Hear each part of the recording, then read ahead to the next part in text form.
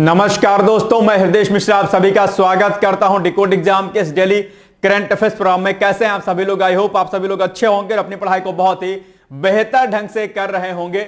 देखिए, मुझे ऐसा लग रहा है कि कुछ लोग जो है थोड़ा सा पढ़ाई से हट रहे हैं और मन उनका जो है बहुत ही चंचलता की तरफ जा रहा है, यानी कि चंचल हो रहा है। चंचल इन द सेंस की मन नहीं लग रहा है। और शायद एक बड़ा कारण खासकर आरओ एआरओ वाले अभ्यर्थियों के लिए है कि वो दरअसल अपनी पढ़ाई को नहीं कर रहे हैं और इस बात का वो वेट कर रहे हैं कि जब एग्जाम डेट आएगी तब वो तैयारी करेंगे।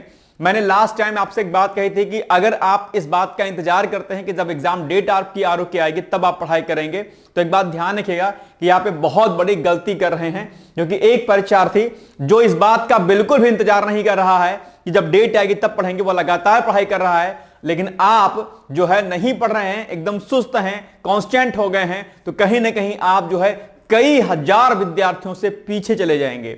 अगर आप एग्जाम डेट का वेट करेंगे तो एग्जाम डेट आ जाएगी, हो सकता है 2 महीना पहले आए, 1.5 महीना पहले आए, 3 महीना पहले आए। जैसे ही एग्जाम की डेट आती है वैसे ही एक अलग प्रकार का प्रेशर आप पर महसूस होता है। और जब आप प्रेशर में कोई चीज पढ़ाई करते हैं तो जितना पढ़ते हैं उसका बहुत कम अंश, बहुत कम पार्ट आपके दिमाग में जाता है। ध्यान रखिएगा इस बात का।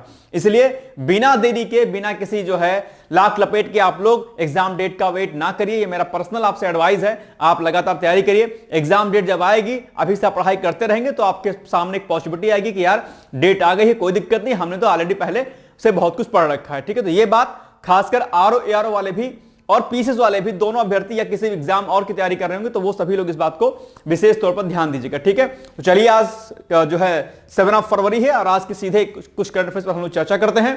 लेकिन उसके पहले, जैसा कि आप लोग को पता होगा कि हम लोग डेली करते हैं रिवीजन, तो आज देखते हैं कि क्या कुछ हमारे जो है न्यूज में था कल। Number 1 point, Bart De Wever, ये कौन है भाई साहब? ये बेल्जियम के नए प्रधानमंत्री अभी नियुक्त हुए हैं और प्रधानमंत्री श्री नरेंद्र मोदी जी ने ट्वीट करके इनको बधाई दिया हुआ है। इसके अलावा विश्व कैंसर दिवस यानी कि वर्ल्ड कैंसर डे प्रतिवर्ष 4 फरवरी को जो है मनाया जाता है। इसके बारे में कल हमने आपसे काफी कुछ पॉइंट्स आपसे डिस्कस किया था, आपको याद होगा। इसके अलावा ये आपके लिए सबसे इंपॉर्टेंट है, अंतरराष्ट्रीय विग कैट अलायंस। ठीक है, ये इसका मुख्यालय भारत में रहने का जो है प्रावधान किया गया है। और ये अपने आप में, जो मैंने कल आपसे कहा था कि अपने आप में इंटरनेशनल एक ऑर्गेनाइजेशन बन गया है। और इसमें जो है, जो आपकी 7 जो बड़ी बिल्लियां हैं, मतलब जो स्पीसीज है उसकी, जैसे कि आपका बाघ हो गया, शेर हो गया, तेंदुआ हो गया, हिम तेंदुआ, चीता, जगुआर और प्यूमा, इनका कंजर्वेशन किया जाएगा। किसके तहत? ये जो अंतरराष्ट्रीय बिग कैट अलायंस है इसके तहत। तो ये आपके लिए बहुत इंपॉर्टेंट चीज है कि इसका मुख्यालय कहां पर है, कब बनाया गया है। कई सारे देशों ने इसमें जो है शामिल होने के लिए जो है सहमति दर्ज कर दी है, याद रखिएगा। चलिए आगे बढ़ते हैं हम लोग। नेक्स्ट है, भारतीय संगीत की विरासत का जश्न मनाने के लिए आकाशवाणी और संस्कृति मंत्रालय, कौन कौन? आकाशवाणी, जिस पर आप लोग समाचार वगैरह सुनते हो, और संस्कृति मंत्रालय ने एक विशेष शास्त्रीय संगीत श्रृंखला हर कंठ में भारत के लोकार्पण को जो है अभी किया है। और ये एक ऐसा प्रोग्राम है जो शास्त्रीय संगीत की विरासत को सजोने का काम कर रहा है। और मिड फरवरी तक जो है ये कार्यक्रम सुबह सुबह आपके सामने आया करेगा, तो आप लोग इसको सुन सकते हैं। तो आप एग्जाम पूछ सकते हैं कि किस मंत्रालय की पहल है अपने आप में। इसके अलावा ये सबसे इंपॉर्टेंट प्रश्न है, कल हमने आपको बताया भी था कि रामसर कन्वेंशन के अंतर्गत भारत की 4 आर्द्र भूमियों को, यानी कि जो 4 वेटलैंड है, उनको जो है अभी रामसर कन्वेंशन के तहत रामसर स्थल घोषित किया गया या आर्द्र भूमियों के रूप में घोषित किया गया है। रामसर स्थल में वो कौन कौन से स्थान है? मैंने कल आपको बताया था कि सक्कार कोतई पक्षी अभयारण्य तमिलनाडु में है, थेरांगल पक्षी अभयारण्य तमिलनाडु में है, खेचियोपरली वेटलैंड सिक्किम में है, और उधवा जो झील है झारखंड में है। ये 4 के चारों आपके एग्जाम के लिए भाई साहब बहुत इंपॉर्टेंट है। अगर कल आपने इसको नोट नहीं किया था, इसको आप लोग नोट डाउन जरूर कर लीजिए। कल हमने इसको किया था, आज हम इसका रिवीजन कर रहे हैं। ठीक है, बहुत इंपॉर्टेंट है। इसके अलावा सूचना एवं प्रसारण मंत्रालय ने India cellular and electronics association के सहयोग से ट्रूथ टेल हैकाथॉन चैलेंज की घोषणा की है। और कल हमने आपको इसको बताया था कि बेसिकली जो हमारी लाइव ब्रॉडकास्टिंग होती है उसमें कई प्रकार की कमियां होती हैं, उन कमियों को दूर करने के लिए एआई के माध्यम से इसको लॉन्च किया गया है। राइट, चलिए इसके अलावा जो 7 नंबर क्वेश्चन था हमारा कि उत्तराखंड में अभी आप लोग जानते होंगे कि यूसीसी, जिसको हम लोग यूनिफॉर्म सिविल कोड अर्थात समान नागरिक संहिता कहते हैं, तो उत्तराखंड एक ऐसा राज्य बन गया था जो आजादी के बाद पहला ऐसा राज्य था जिसने यूसीसी को अपने यहां लागू किया था। और इसी क्रम में गुजरात सरकार ने भी यूसीसी को लागू करने के लिए भी हाल ही में एक कमेटी गठित कर दी है। वो कमेटी जैसे अपनी रिपोर्ट सबमिट करती है उसके बाद गुजरात देश का शायद दूसरा राज्य बन जाए जो अपने यहां पर यूसीसी को लागू कर देगा। ठीक है, तो ध्यान रखिएगा। इसके अलावा हमने आपसे कहा था कि यूसीसी के लिए आपके मुख्य परीक्षा के साथ साथ में निबंध में भी प्रश्न पूछने को जो है आ सकता है। तो नेक्स्ट क्वेश्चन है, यूरोपीय संघ यानी कि ईयू के नेताओं ने अपनी पहली रक्षा बैठक आयोजित की है, यह भी चर्चाओं में रहा है। और संयुक्त राष्ट्र महासभा के 79वें सत्र के अध्यक्ष कौन? फिलेमोन यांग चार जो है, ये फिलेमोन यांग 4 दिवसीय यात्रा पर भारत पहुंचे हैं। तो इनके बारे में भी आप लोग ध्यान रखिएगा। आपसे प्रश्न पूछ लेगा कि बताओ संयुक्त राष्ट्र महासभा के 79वें सत्र के अध्यक्ष कौन है? तो आप कहेंगे फिलेमोन यांग हैं। नेक्स्ट है, अमेरिकी अंतरिक्ष एजेंसी नासा की अंतरिक्ष यात्री कौन? सुनीता विलियम्स ने एक खिताब हासिल किया है और 5 घंटे 26 मिनट की स्पेस वॉक जो इन्होंने पूरी की है। और इन्होंने एक जो है ये अपने आप में एक वर्ल्ड रिकॉर्ड बनाया है। कल हमने इसके बारे में आपको डिटेल्स में समझाया हुआ था। तो यह प्रश्न भी आपके एग्जाम के लिए क्या हो जाता है? महत्वपूर्ण हो जाता है, क्योंकि इन्होंने एक वर्ल्ड रिकॉर्ड अपने आप में जो है क्या किया है? बना लिया है। तो ये हमारे कल के प्रश्न थे। अब हम आते हैं आज के प्रश्न पर, लेकिन उसके पहले हमने कल आपसे प्रश्न पूछा था, उसका उत्तर आप सभी लोगों ने दिया था। आज भी जो मैं प्रश्न आपसे पूछूंगा मुझे पूरी उम्मीद है कि आप उसका उत्तर जरूर देंगे। चलिए, प्रश्न क्या था कि निम्नलिखित में से किस नदी के तट पर बद्रीनाथ का प्रसिद्ध मंदिर है? तो वो अलकनंदा है। Option number A is the right answer. ठीक, अब हम आते हैं आज के महत्वपूर्ण प्रश्न पर। अब आप लोग 2 कॉपी उठा लीजिए चुपचाप से, अब शांति के साथ में, ठीक है, बहुत धैर्यता के साथ में 40 मिनट आप हमारे साथ जुड़िए। हमारी आपकी कनेक्टिविटी होती है और हम करंट अफेयर्स पर फोकस करते हैं। मैं अगर इस वीडियो पर कोई भी नया है तो मैं आपको बता दूं कि ये करंट अफेयर्स ना सिर्फ आपके प्री के लिए इंपॉर्टेंट है, बल्कि आपके मेंस यानी कि आरओ मेंस हो गया, चाहे पीसीएस मेंस हो गया, यूपीएससी मेंस हो गया, आपका निबंध का सेक्शन हो गया, मुख्य परीक्षा का कोई पार्ट हो गया, सभी के लिए जो है क्या रहेगा, ये हमारे लिए इंपॉर्टेंट रहा करेगा। तो अभी क्या हुआ कि कर्नाटक सरकार का एक फैसला आया है। फैसला क्या है कि सम्मान के साथ मरने का अधिकार यानी कि मृत्यु का अधिकार। आप कहेंगे सर ये क्या होता है? तो आप जानते होंगे कई बार क्या होता है, जब कोई व्यक्ति किसी बहुत बड़ी बीमारी से या असाध्य बीमारी या जिसको हम लाइलाज बीमारी कहते हैं, जब वो लाइलाज बीमारी हो जाती है तो कई बार क्या होता है, जो व्यक्ति होता है उसको बड़ा पेन होता है, बहुत ही असहनीय जो है उसको क्या होता है, दर्द होता है। और ऐसे में उसको जो है मृत्यु देना, मतलब एक तरीके से देखा जाए तो यह गलत नहीं होता है। इस पर सुप्रीम कोर्ट का डिसीजन भी आया हुआ था कि भाई ऐसे लोगों को मृत्यु अगर आप देते हैं उनको, तो यह कोई गलत नहीं है, क्योंकि जो पीड़ा महसूस करेंगे वो अपने आप में बहुत ही, मतलब मौत से भी बदतर वो होती है। शायद ऐसा जीवन किसी को ना दें। देखो, तो सुप्रीम कोर्ट ने कहा था कि बेसिकली ये आपके जो है ये ऐसा होना चाहिए और ऐसा करना गलत नहीं है। आगे भी हम देखेंगे किस वाद में सुप्रीम कोर्ट ने डिसीजन दिया था। तो कर्नाटक ने अभी यह फैसला दे दिया कि आपको जो है क्या है, सम्मान के साथ मरने का अधिकार है, यानी कि दर्द के साथ, पीड़ा के साथ मरने का अधिकार आपको नहीं है। मुझे याद है कि 2010 में मेरी दादी को पैरालाइज हो गया था और एक जो उनका राइट हैंड का जो पार्ट था वो पूरा का पूरा क्या हो गया था, पैरालाइज हो गया था। आप सभी लोग जानते होंगे। डॉक्टर जो वहां के थे उन्होंने कहा कि हम इनको जो है मतलब मार देते हैं, मतलब इनको मृत्यु दे देते हैं इस पीड़ा से, इसको जो है बेहतर है कि ये ना रहे जीवन में, मतलब इस धरा पर ना रहे, ऐसा डॉक्टर ने कहा, मुझे याद है।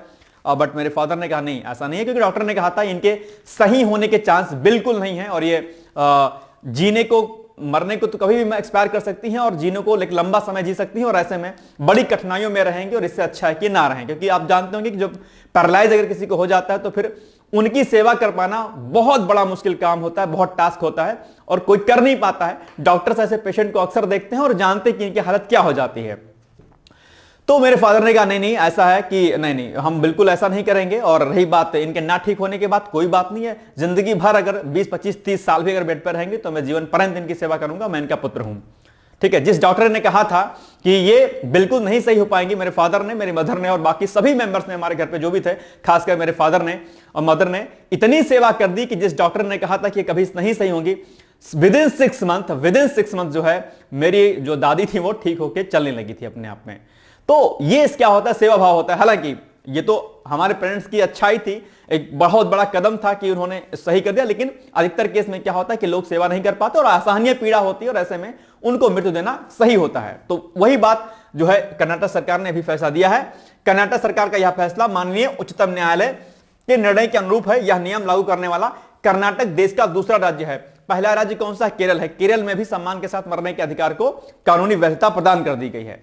आप जानते होंगे कॉमन कॉज बनाम भारत संघ, ये 2018 का शायद जहां तक मुझे याद है कि केस है, ये 2018 का केस है ये, और उसमें सुप्रीम कोर्ट ने क्या कहा? माननीय उच्चतम न्यायालय ने सम्मान के साथ मरने के अधिकार को अनुच्छेद 21 के तहत मौलिक अधिकार माना था।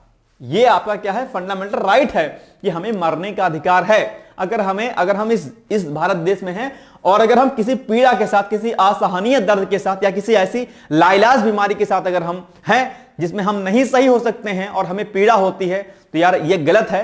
हमें मृत्यु देना ही हमारा अधिकार है अपने आप में। तो इसी को जो है सुप्रीम कोर्ट ने आर्टिकल 21 के तहत जो है इसको जो है आपका मौलिक अधिकार माना था। तो इसी के रेफरेंस में कर्नाटक सरकार ने यह फैसला एक जो है अभी हाल ही में दिया है। यह एक बहुत इंपॉर्टेंट चीज है, ध्यान रखिएगा, आपके मेंस के पॉइंट ऑफ व्यू से आपके लिए जरूरी है कि सम्मान के साथ मरने का अधिकार कहां तक तर्कसंगत है।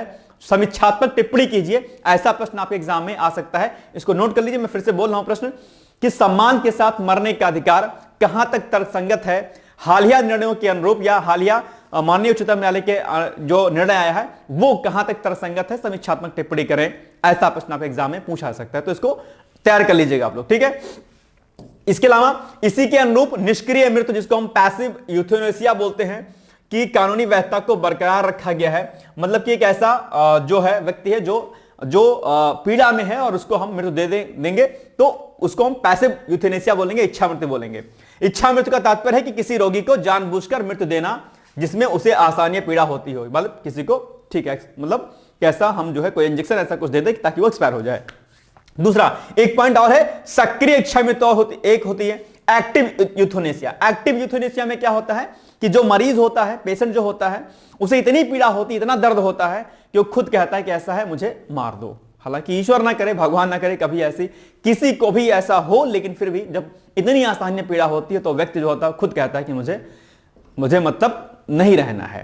तो अगर ऐसा कोई व्यक्ति कहता है तो उसके अनुरूप अगर हम उसको जो है मौत देते हैं, मृत्यु देते हैं, तो वो एक्टिव यूथेनेसिया के अंदर आता है। यानी कि एक्टिव यूथेनेसिया में किसी असाध्य बीमारी से पीड़ित मरीज के स्वैच्छिक आग्रह पर, वो खुद आग्रह करता है कि भाई मुझे खत्म करो, आग्रह पर जानबूझकर उसे मृत्यु देना ही एक्टिव यूथेनेसिया के अंतर्गत आता है, राइट। तो ये बड़े इंपॉर्टेंट पॉइंट है, इसको आप लोग नोट डाउन जरूर कर लीजिएगा। चलिए आगे, अब आपके सामने प्रश्न है कि हाल ही में किस राज्य सरकार ने असाध्य बीमारी से पीड़ित मरीजों को सम्मान के साथ मरने के अधिकार को मंजूरी प्रदान की थी? तो ये कर्नाटक, उत्तर प्रदेश, मध्य प्रदेश, उत्तराखंड।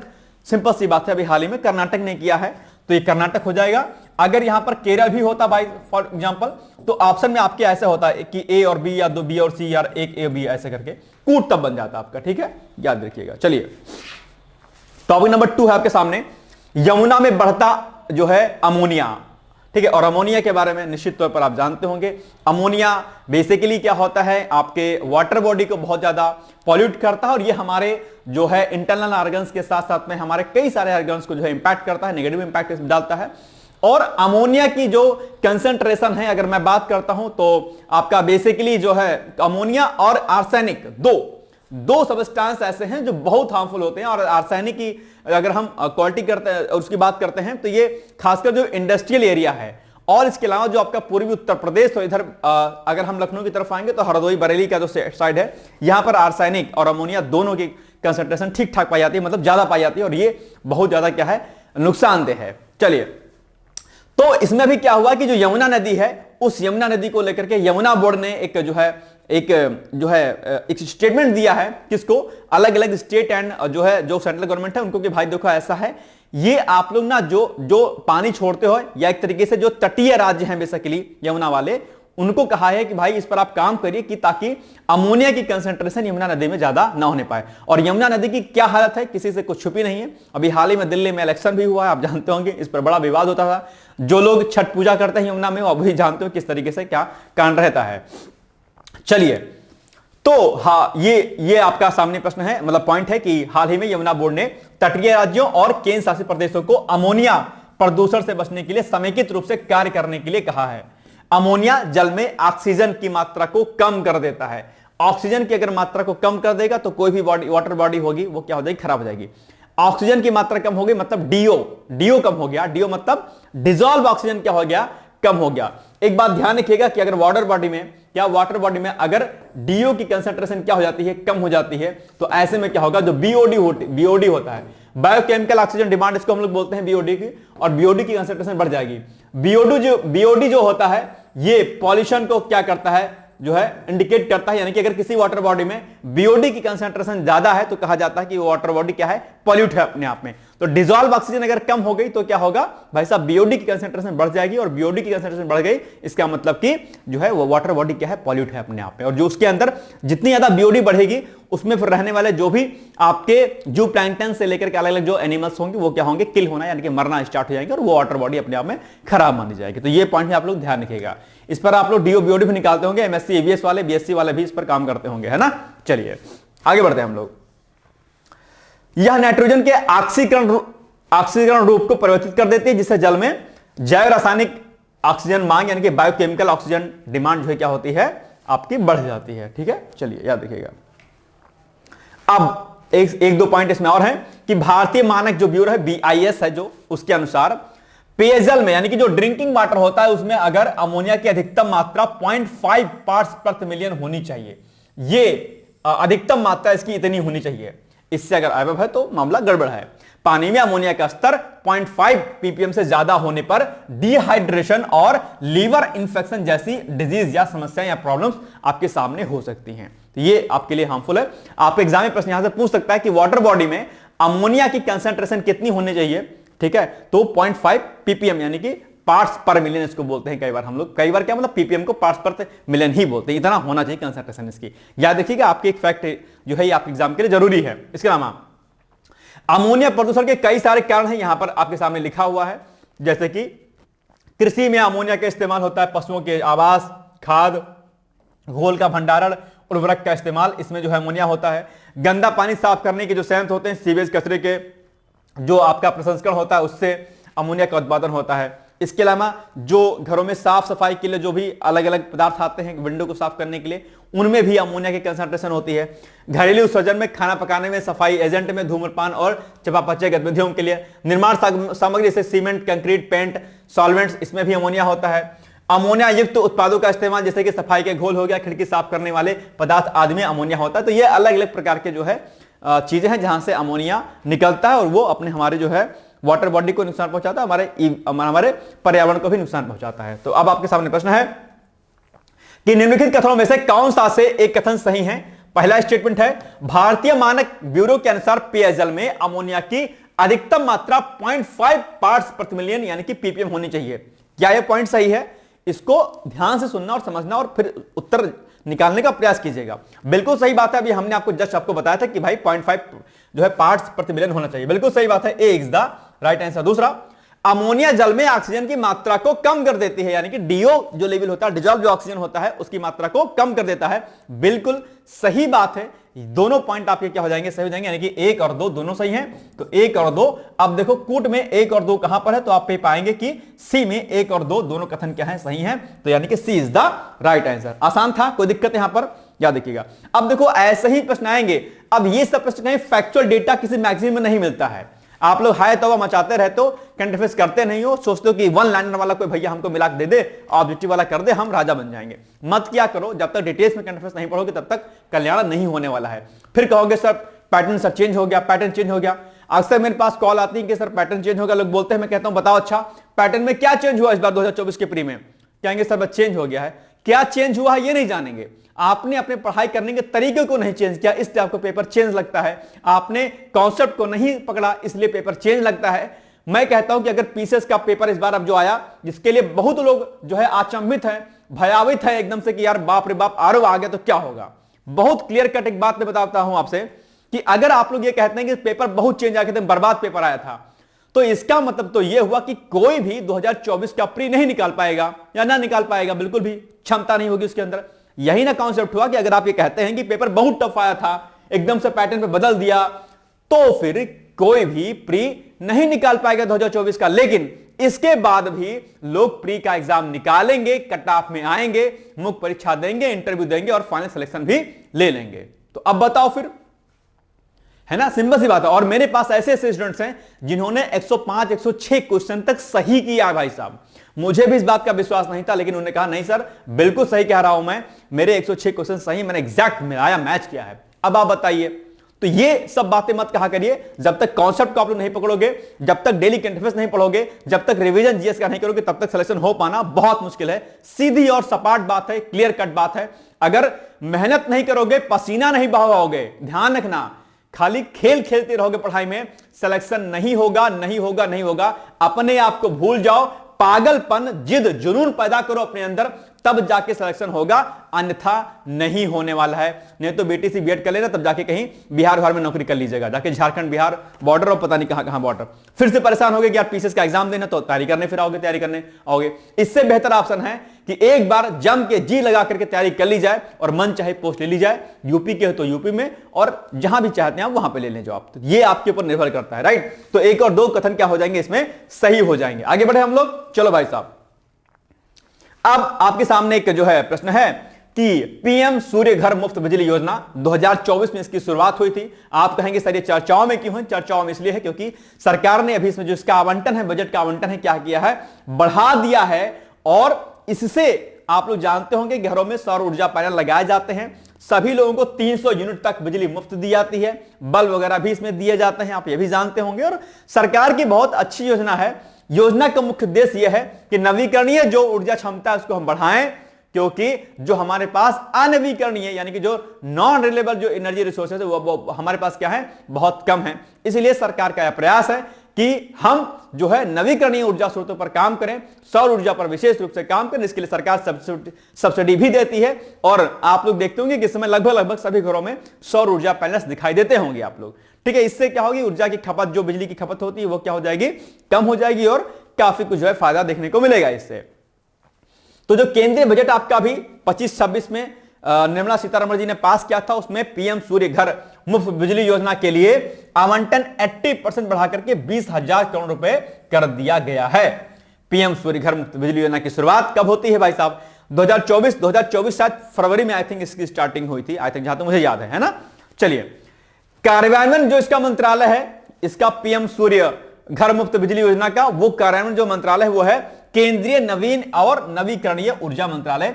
कई बार ये प्रश्न अक्सर पूछ लेता है आपसे कि जो मंत्रालय है, क्रियान्वित करने वाला जो मंत्रालय वो कौन सा है पटेल योजना का, तो आप ये ध्यान रखिएगा।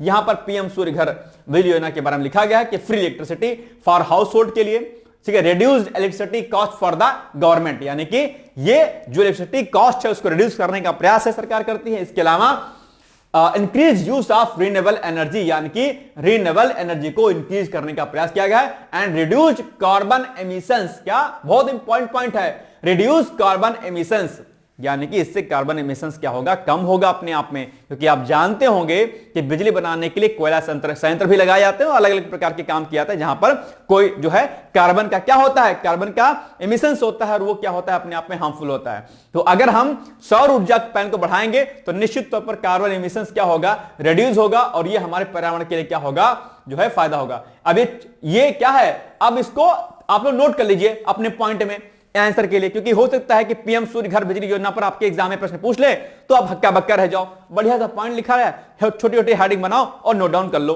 तो आपके मैं टास्क देता हूं कि जो पीएम सूर्य घर मुफ्त बिजली योजना है, क्या पीएम सूर्य घर, ठीक है, मुफ्त योजना जो है, क्या नाम है इसका पूरा एग्जैक्ट, ये है पीएम सूर्य घर मुफ्त बिजली योजना। इसको आप लोग क्या करिएगा, रेडी कर लीजिएगा, किसके पॉइंट ऑफ से, मेंस के पॉइंट ऑफ से। पीएम सूर्य घर मुफ्त बिजली योजना जो है, इसको आप लोग मुख्य परीक्षा के पॉइंट ऑफ से नोट कर लीजिएगा, इसके सारे पॉइंट्स को, ठीक है। चलिए आगे बढ़ते हैं हम लोग। इसके अलावा इस योजना का उद्देश्य वित्त वर्ष 2027 तक आवासीय क्षेत्र में 1 करोड़ रूफटॉप सोलर इंस्टॉलेशन करना है। इसके लिए 75,021 करोड़ रुपए का बजट आवंटित किया गया है। इस योजना के अंतर्गत 1 करोड़ परिवारों को प्रतिमाह 300 यूनिट जो है बिजली क्या दी जाएगी, फ्री दी जाएगी। ओके, इसके अलावा इसके तहत प्रत्येक जिले में एक मॉडल सोलर विलेज भी स्थापित किया जाएगा, और इस योजना के पूर्ण रूप से लागू होने पर घरों में बिजली खर्च में क्या हो जाएगी, कमी आ जाएगी। बिल्कुल सही बात है। और साथ ही नवीकरणीय ऊर्जा को बढ़ावा मिलेगा, जिससे कार्बन फुटप्रिंट कम होगा। क्या होगा, कार्बन फुटप्रिंट कम होगा। आप कहेंगे सर ये क्या होता है कार्बन फुटप्रिंट? अक्सर आपके एग्जाम में पूछा आता है कार्बन फुटप्रिंट। आप लोग एनवायरमेंट के सेक्शन में पढ़े होंगे, जिस प्रकार से आपकी चप्पल की आकार होती है ना, चप्पल की आकार होती है ऐसे कुछ, इसी प्रकार से कार्बन फुटप्रिंट होता है। यानी कि जो है आप जो है कितना कार्बन जो है यूज मतलब निकाल रहे हैं, मतलब अपने पर्यावरण में रहने के लिए, तो वो कार्बन सिंक के रूप में काम करता है। तो अगर हम लोग क्या कहते हैं, अगर हम लोग नवीकरणीय ऊर्जा स्रोतों पर जो है डिपेंड रहेंगे तो क्या होगा, ये जो कार्बन फुटप्रिंट है वो कम हो जाएगा, यानी कार्बन एक्सक्रीशन क्या हो जाएगा, कम हो जाएगा, और अपने आप में पर्यावरण में क्या होगा, फायदा होगा। यानी कि जो कार्बन है वो क्या होगा, उसको हम रिड्यूस कर पाएंगे अपने आप में कार्बन फुटप्रिंट के माध्यम से। तो ये कई बार कार्बन फुटप्रिंट क्या होता है ये आपके एग्जाम में पूछा जाता है ना, तो ये भी आप लोग ध्यान रखिएगा। चलिए अब आपके सामने प्रश्न है कि पीएम सूर्य घर मुफ्त बिजली योजना के संदर्भ में निम्नलिखित में से कौन सा या से कथन सही नहीं है? नंबर 1 स्टेटमेंट ध्यान रखिएगा, सही नहीं पूछा है। फिर से मैं हर दिन मैं आपको इस बात को समझाता हूं, इस पॉइंट को आपको याद रखना है, सही नहीं है मतलब कि रॉन्ग स्टेटमेंट आपसे पूछ रहा है। नंबर 1 पॉइंट क्या है कि केंद्रीय बजट 2025-26 में पीएम सूर्य घर मुफ्त बिजली योजना के लिए आवंटन 80% से बढ़ाकर के 20,000 करोड़ रुपए कर दिया गया है। बिल्कुल सही बात है, अभी हमने जस्ट इसको पढ़ा पॉइंट। दूसरा, इस योजना के अंतर्गत 1 करोड़ परिवारों को प्रतिमाह 100 यूनिट तक बिजली मुफ्त प्रदान करना है। सही पॉइंट है क्या, बताओ जल्दी से। गलत पॉइंट है, 100 यूनिट नहीं है, 300 यूनिट तक बिजली जो है मुफ्त में प्रदान की जाएगी। इसका मतलब ये कथन क्या हो जाएगा, रॉन्ग हो जाएगा, गलत हो जाएगा, और आपसे सही नहीं यानी कि रॉन्ग ही स्टेटमेंट पूछा है। इसका मतलब केवल 2 जो है कथन सही है, यानी कि केवल 2। अब देखो दो केवल कहां पर है, बी वाले में है, तो B is the right answer. कोई दिक्कत यहां पर आपको? चलिए आगे बढ़ते हैं। नेक्स्ट है सब्जी निर्यात में पिछले 5 वर्षों में 47.3 जो प्रतिशत तक की वृद्धि देखी गई है। सरकार का जो है इस पर विशेष जोर था, और सरकार जो है इसको बड़े तेजी के साथ इसको एक्सपोर्ट कर रही है। इसमें सब्जी के साथ यानी कि वेजिटेबल्स के साथ साथ में फ्रूट्स भी शामिल है। कई अलग अलग देशों में जो है हमारे यहां से सब्जियां और फ्रूट्स जो है निर्यात हो रहे हैं, यानी कि उनको एक्सपोर्ट किया जा रहा है। तो कृषि एवं प्रसंस्कृत खाद्य उत्पाद निर्यात विकास प्राधिकरण, एपीडा इसको हम लोग बोलते हैं, द्वारा शुरू की गई वित्तीय सहायता योजनाओं की श्रृंखला के कारण भारत के फल और सब्जी निर्यात में पिछले 5 वर्षों में 47.3 यानी कि 47.3% तक की प्रभावशाली वृद्धि देखी गई है। आपके एग्जाम में यही प्रश्न पूछ लेगा कि बताओ अभी जो एपीडीए ने कार्यक्रम वित्तीय सहायता का कार्यक्रम जो शुरुआत किया था उस संदर्भ में पिछले 5 वर्षों में वेजिटेबल्स एंड फ्रूट्स के एक्सपोर्ट में कितने प्रतिशत तक की वृद्धि देखी गई है? तो आप कहेंगे सर 47.3% तक की वृद्धि देखी गई है। याद रहेगा। आगे, वाणिज्य एवं उद्योग मंत्रालय के अनुसार 2019-20 से 2023-24 तक ताजे फलों और सब्जियों का निर्यात मूल्य भी 41.5% बढ़कर 2023-24 में 1.8 बिलियन अमेरिकी जो है डॉलर पहुंच गया। तो ये डेटा कुछ है, इसको आप लोग पढ़ लीजिएगा अच्छे से, ठीक है। आगे, वाणिज्य विभाग के अधीन कार्यरत एपीडा कृषि एवं प्रसंस्कृत खाद्य निर्यात संवर्धन योजना के माध्यम से निर्यातकों को वित्तीय सहायता प्रदान करता है। कौन? ये जो आपका एपीडा है ये, ठीक है। तो इसके बारे में आप लोग जानकारी रखिएगा। इसके अलावा यह समर्थन 3 व्यापक क्षेत्रों में विभाजित है, जैसे कि बुनियादी ढांचे का विकास करना, बेसिक जो उसका इंफ्रास्ट्रक्चर होता है, गुणवत्ता उसकी क्वालिटी में सुधार करना, और बाजार संवर्धन यानी कि मार्केटिंग को सही करना। यानी कि अगर 3 बिंदुओं पर, 3 पहलुओं पर अगर काम करता है एपीडा तो निश्चित तौर पर किसी भी प्रोडक्ट को हम लोग एक्सपोर्ट अच्छे लेवल पर कर सकते हैं, और यही काम जो है एपीडा ने किया, ठीक है। वित्तीय सहायता दी, 3 पहलुओं पर काम किया, इससे क्या हुआ कि हमारा एक्सपोर्ट जो है बढ़ गया, ठीक है। चलिए आगे, अब आपके सामने प्रश्न है कि कृषि एवं प्रसंस्कृत खाद्य उत्पाद निर्यात विकास प्राधिकरण एपीडा द्वारा शुरू की गई वित्तीय सहायता योजनाओं की श्रृंखला के कारण भारत के फल और सब्जी निर्यात में पिछले 5 वर्षों में कुल कितने प्रतिशत की वृद्धि देखी गई? अभी तो हमने आपको बताया था, बताओ कि 47.3%, 50.4%, 65.4% या 70.3%। जल्दी से मुझे इसका उत्तर बताओ क्या होगा? तो इसका उत्तर हो जाएगा भैया क्या, इसका उत्तर हो जाएगा आपका 47.3%, यानी कि option number A is the right answer. कोई दिक्कत यहां पे? चलो आगे बढ़ते हैं। टॉपिक नंबर 5 आपके सामने आ गया। चलिए इसमें क्या है, भारत के सर्विस सेक्टर में नौकरी में वृद्धि। ये अभी हाल ही में HSBC इंडिया पीएमआई सर्वे हुआ है और उसके अनुसार कहा गया है कि सर्विस सेक्टर में जो है नौकरियां जो है में वृद्धि हुई है। आप कहेंगे सर सर्विस सेक्टर का मतलब क्या होता है? सर्विस सेक्टर मतलब जो सेवाएं देने वाली, जो सर्विसेज देने वाली जो क्षेत्र होते हैं, जैसे कि आपका मेडिकल हो गया, आपका एजुकेशन हो गया, बैंकिंग हो गया, बीमा हो गया, ठीक है, ये सब सर्विस सेक्टर के अंतर्गत आते हैं, यानी कि आपको सेवाएं देते हैं, सर्विसेज देते हैं। तो इस सर्विसेज में यानी कि इस सेक्टर में क्या हुआ है, अभी नौकरियों में उछाल आया है। तो आप कहेंगे सर इस सेक्टर में नौकरियों में उछाल क्यों आया है? तो इसका जवाब होगा कि हाल फिलहाल में कई सारे रिसर्चेज, कई प्रकार की टेक्नोलॉजीज, ठीक है, एआई से लेकर अलग अलग जो चीजें हुई हैं उसके माध्यम से कहीं ना कहीं इसमें नौकरियां क्या हुई हैं, जनरेट हुई हैं और इसीलिए सेक्टर जो है आगे बढ़ा हुआ है। तो वही डेटा यहां पर बताया गया है, ठीक है। सर्वे में बताया गया कि अच्छी मांग, डिमांड है, अच्छी मांग, नए बिजनेस और टेक्नोलॉजी में निवेश के कारण सर्विस सेक्टर में वृद्धि देखी गई है। तो भाई इन्वेस्टमेंट भी हुआ है, डिमांड भी हुई है, नए बिजनेस भी अलॉट हुए हैं, उसके तहत ये इसमें नौकरियां आई। सर्वे में बताया गया है कि जनवरी 2025 में नौकरियां बढ़ने की दर दिसंबर 2024 से अधिक रही हैं और यह दिसंबर 2005 में डेटा संग्रह शुरू होने के बाद से अब तक की सबसे तेज वृद्धि देखी गई है।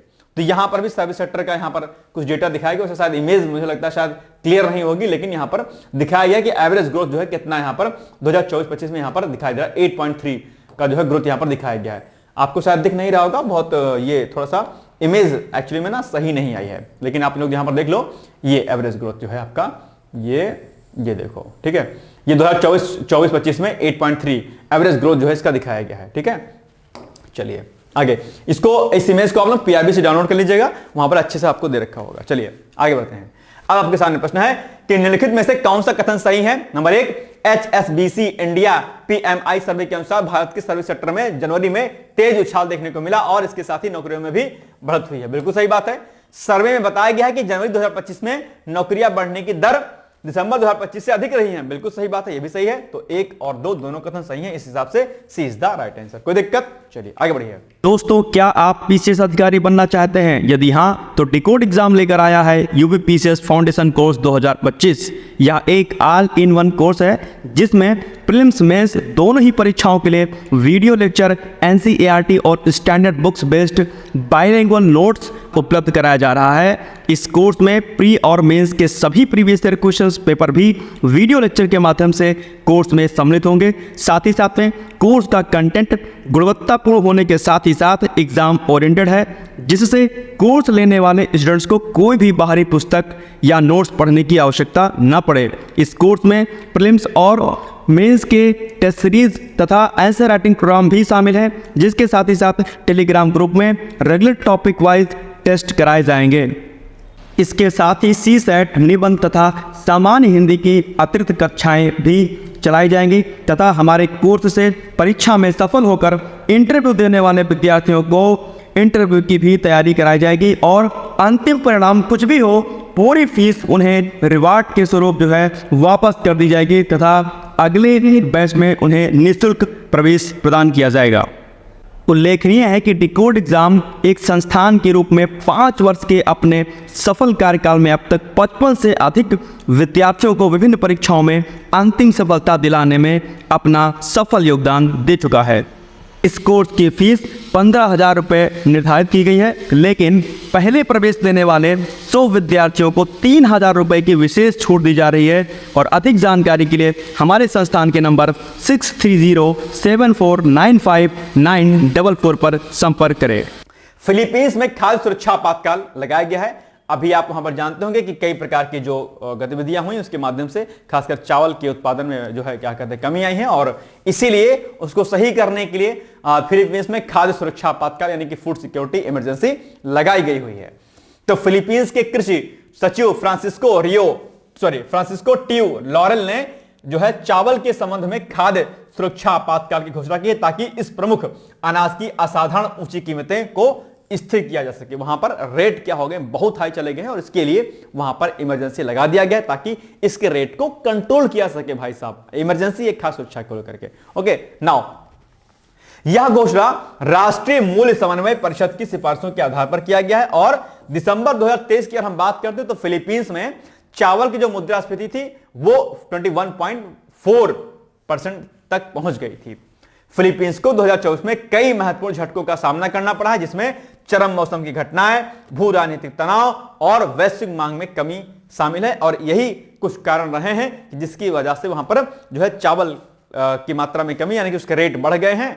और इसको कंट्रोल करने के लिए ही वहां पर फिलीपींस में जो है लगाया गया है क्या, जो है फूड सिक्योरिटी, जो है क्या, इमरजेंसी। चलिए, कृषि क्षेत्र को विशेष रूप से अक्टूबर के अंत और नवंबर के मध्य के बीच में छह तूफानों की एक श्रृंखला के कारण भी नुकसान उठाना पड़ा था। तो कई सारे कारण थे जिसकी वजह से फिलीपींस में जो है ये जो उत्पादन था वो कम हो गया। ठीक है, कई सारे जो है जो आपका जो जैव जो क्या कहते हैं घटनाएं होती है ना, एक तरीके से जो जैसे आपका भूकंप हो गया या ज्वालामुखी घटनाएं कुछ हो गई, मतलब मौसमी घटना आप मान लीजिए एक तरीके से, तो उनकी वजह से बेसिकली क्या हुआ कि वहां पर मौसम में चेंजेस हुआ और उसकी वजह से फसल का उत्पादन भी नहीं बढ़ा। इसकी वजह से वहां पर चीजें खराब हो गई। अब बात हम लोग फिलीपींस की कर लेते हैं। फिलीपींस दक्षिण पूर्व एशिया में स्थित एक देश है। राजधानी की अगर बात करते हैं फिलीपींस की तो मनीला है और वहां की जो करेंसी है वो पेसो है। फिलीपींस की सबसे ऊंची चोटी कौन सी है? माउंट आपोहर।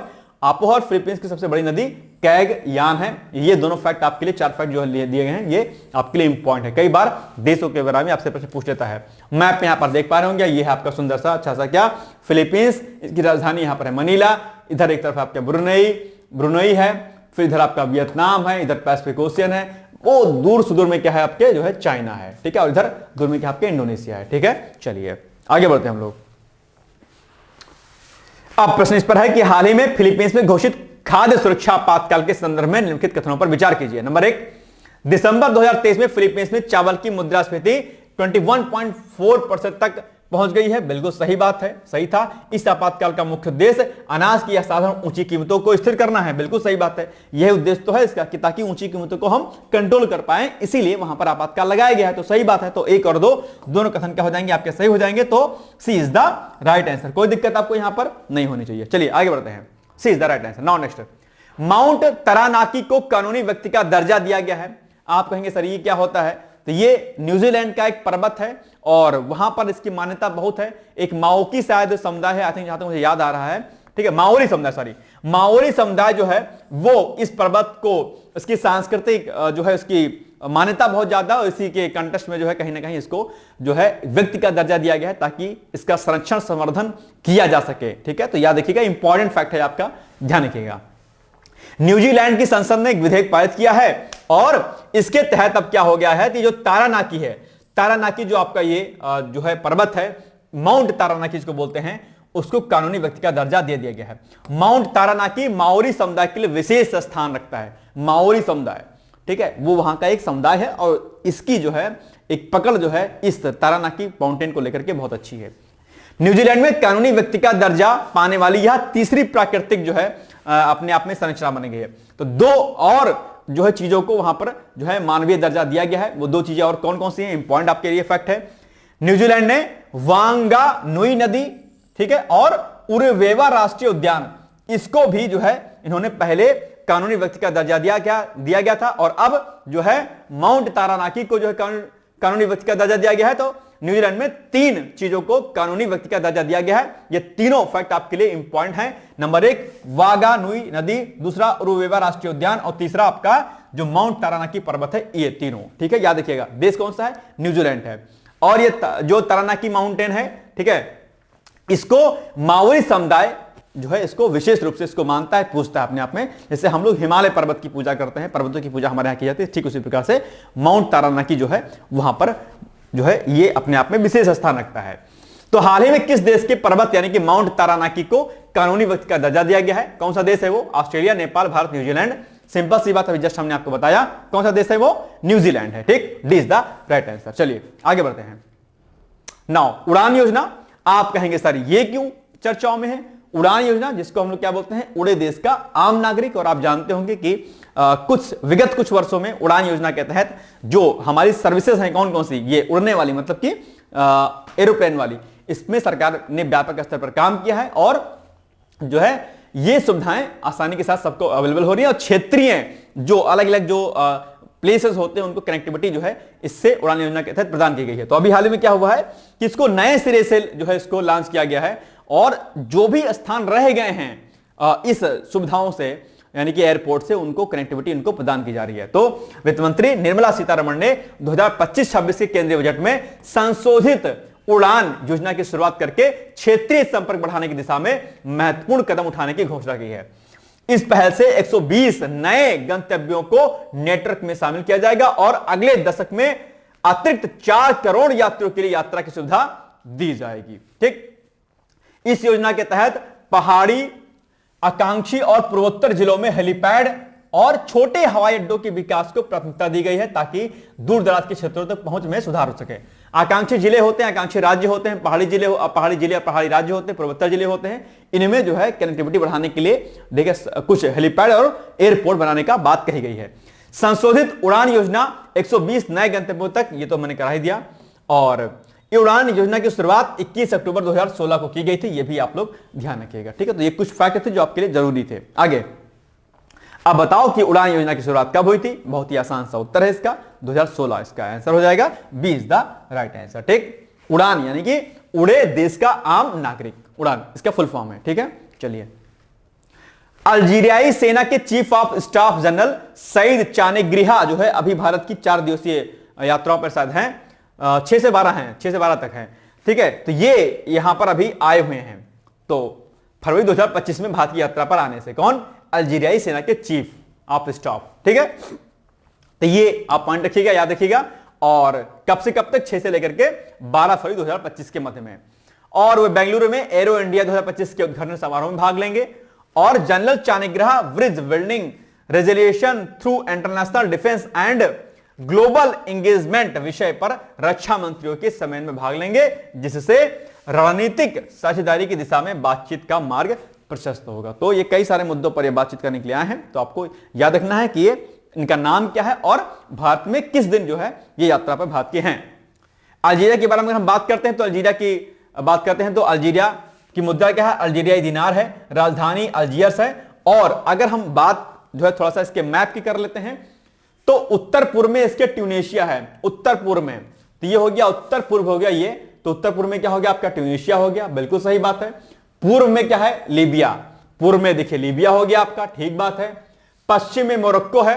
अब आप देखेंगे पश्चिम, यहां पर पश्चिम में मोरक्को भी है, ठीक बात है। दक्षिण पश्चिम में पश्चिमी सहारा, दक्षिण पश्चिम में पश्चिमी सहारा, दक्षिण पश्चिम में पश्चिमी सहारा, ये देखो वेस्टर्न सहारा है, बिल्कुल सही बात है। और मॉरिटेनिया और माली भी है, ये माली हो गया और मॉरिटेनिया भी यहीं पर कहीं पर होगा, ये देखिए मॉरिटेनिया हो गया। तो मॉरिटेनिया और माली भी हो गया, बिल्कुल सही बात है। दक्षिण पूर्व में नाइजर दक्षिण और पूर्व में नाइजर है, बिल्कुल सही बात है, नाइजर भी हो गया।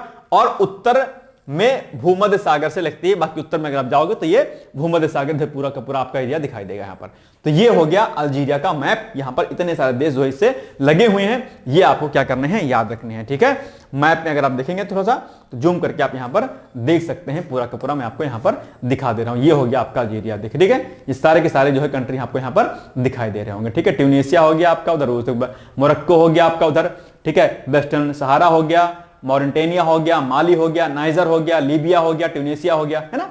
ये सब चीजें आप लोग ध्यान रखिएगा। चलिए आगे बढ़ते हैं। अब आपके सामने प्रश्न है कि अभी अल्जीरियाई सेना के चीफ ऑफ स्टाफ ऑफ एवं राष्ट्रीय रक्षा मंत्री के प्रतिनिधि मंत्री जनरल सईद चानेग्रिहा कब भारत की यात्रा पर आए थे? बहुत आसान सा उत्तर है, ये तो हमने आपको बताया था। तो 6 से लेकर के 12 फरवरी 2025 के मध्य में आए हुए थे। बस उत्तर हो गया सही, इज द राइट आंसर। ठीक है, नाउ लास्ट टॉपिक आपके सामने, संयुक्त सैन्य अभ्यास इक्वेरिन बेसिकली अभी भारत और किस देश के मध्य में? भारत और मालदीव के मध्य में शुरू हुआ है। यह 13वां संस्करण है और 2 फरवरी 2025 को मालदीव में शुरू हुआ था। ये तो ये आपके एग्जाम के लिए जरूरी है, याद देखिएगा।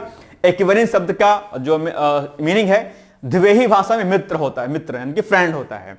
यह अभ्यास 2009 में शुरू किया गया था और वार्षिक रूप से जो है ये किया जाता है। भारत और मालदीव के बीच में राष्ट्रीय जो मुद्दे होते हैं, सुरक्षा और खासकर आपदा प्रबंधन को लेकर के, इन 2 मुद्दों को लेकर के यह जो है प्रतिवर्ष आयोजित किया जाता है बारी बारी से। ठीक है, इसका उद्देश्य क्या है? भारतीय सेना और मालदीव राष्ट्रीय रक्षा बल यानी कि MDF के बीच सैन्य साझेदारी को मजबूत करना। ध्यान रखिएगा कि जितने महत्वपूर्ण आपके सैन्य अभ्यास होते हैं वो आप लोग नोट डाउन कर लीजिएगा। तो अलग अलग जो देश होते हैं उनमें कौन कौन से अभ्यास होते हैं उसकी एक लिस्टिंग आप लोग जरूर कर लीजिएगा, ताकि कोई भी संयुक्त सैन्य अभ्यास जो हो वो गलत आपके एग्जाम में ना होने पाए। एक प्रश्न यहां से जरूर पूछा जाता है, तो जितने भी अभ्यास होते हैं उनको सभी को आप लोग को रेडी कर लेना है। ठीक है, अब बताओ कि संयुक्त सैन्य अभ्यास एक्वेरिन भारत और किस देश के मध्य का अभ्यास है? तो सिंपल सी बात है, मालदीव का। अब एक मैं आपको टास्क देता हूं कि बताओ ये जो भारत और ये जो आपका मालदीव है और कौन कौन से युद्ध होते हैं, मतलब संयुक्त अभ्यास होते हैं भारत और मालदीव के मध्य में। भारत और मालदीव के मध्य में कौन कौन से संयुक्त अभ्यास सैन्य अभ्यास होते हैं? एक तो एक्वेरिन हो गया, और कौन सा युद्ध होता है ये मुझे कमेंट करके बताइएगा। इसी तरीके से आप लिस्टिंग कर लीजिए कि भारत और अमेरिका के मध्य में कौन कौन सा होता है, भारत चीन के मध्य में, भारत जापान के मध्य में, भारत भूटान के मध्य में, भारत नेपाल के मध्य में, भारत अफगानिस्तान के मध्य में। ये कुछ इंपॉर्टेंट है, भारत रूस के मध्य में। ये 7-8 कंट्री हैं, इन्हीं में से बार बार पूछा जाता है प्रश्न। भारत इंडोनेशिया आल्सो, ठीक है। तो ये 7-8 कंट्री हैं जहां से बार बार प्रश्न पूछा जाता है, तो इनकी लिस्टिंग एक बार आप लोग जरूर कर लीजिएगा। ठीक है, चलिए अब आपके सामने सुंदर सा प्रश्न है कि बताओ पृथ्वी का सर्वाधिक बृहद यानी कि सबसे बड़ा जो इकोसिस्टम तंत्र है वो कौन सा है? जल मंडल है, जीओम है, स्थल मंडल है या फिर जैव मंडल है? मुझे इसका उत्तर आप लोग कमेंट बॉक्स में जाकर के जरूर दीजिएगा। बहुत ही अच्छा प्रश्न है और इसमें कई बार कंफ्यूजन बहुत होता है, तो ये आपको जानना जरूरी है। इसका उत्तर मुझे दीजिएगा। और अब आपके सामने मुख्य परीक्षा का अभ्यास प्रश्न है, जिसके लिए आपने एक कॉपी बनाई होगी जहां पर आप लोग उत्तर लेखन जरूर करते होंगे। प्रश्न क्या है? महासागरीय धाराएं क्या होती हैं? ओसेनिक करंट्स जिसको हम लोग बोलते हैं, वो क्या होती हैं? चर्चा करना है आपको, यानी कि आपको इस पर जो है नोट्स बनाना है, अपना लिखना है। और मेन साइंस राइटिंग के लिए पीसीएस का कोर्स भी हम लोगों ने लॉन्च कर रखा है। ठीक है, पीसीएस फाउंडेशन कोर्स अभी ऑफर चल रहा है, आप लोग उसका फायदा उठा सकते हैं।